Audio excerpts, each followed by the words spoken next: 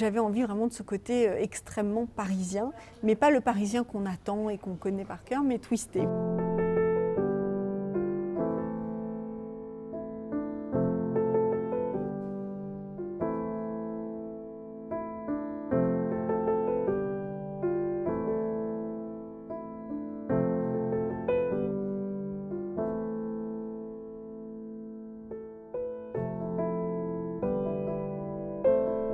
J'ai voulu un peu plus replonger dans tous les lieux où a été la Pérouse, le navigateur.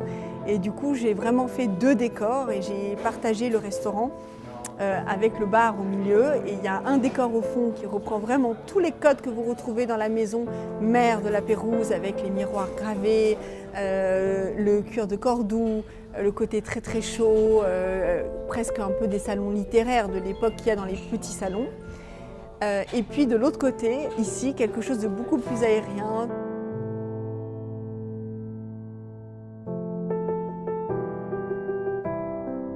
J'ai voulu faire vraiment revivre le Paris du début de siècle. Donc il y a beaucoup de choses un peu peut-être Madeleine Castin, de ces grands décorateurs du début de siècle. Et puis pour moi, Paris a cette couleur, j'appelle toujours ce bleu Paris. Vous savez, ce ciel qui se met aux toitures un peu bleu, donc j'avais envie de jouer avec des camaïeux de bleu et puis le bleu de la mer, de l'hôtel de la Marine. Donc j'avais envie vraiment de ce côté extrêmement parisien, mais pas le parisien qu'on attend et qu'on connaît par cœur, mais twisté plutôt, avec justement Paris finalement, c'est une plateforme de voyage, de gens différents qui se rencontrent, de différents milieux, de différentes cultures. Et c'est ça dont j'avais envie ici. Je n'ai fait travailler chez la Pérouse que des artistes français. Ce côté très français, c'est un côté un peu naturel. Il y a du rotin, il y a de la paille, mélangé tout d'un coup à de l'argenterie. Je voulais un peu que ça soit un peu comme à la maison.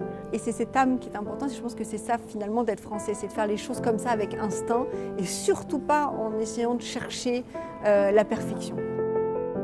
C'était vraiment très important pour moi de faire rayonner la France parce que comme c'est quelque chose qui va partir à l'international, qui justement on va emmener ce voyage vers d'autres destinations, j'avais justement envie que ça soit extrêmement parisien. Et qui dit parisien dit très raffiné. C'est dans les détails, c'est pas forcément trop ni excessif, c'est plutôt dans les détails, dans le savoir-faire, dans la manière de mettre les choses.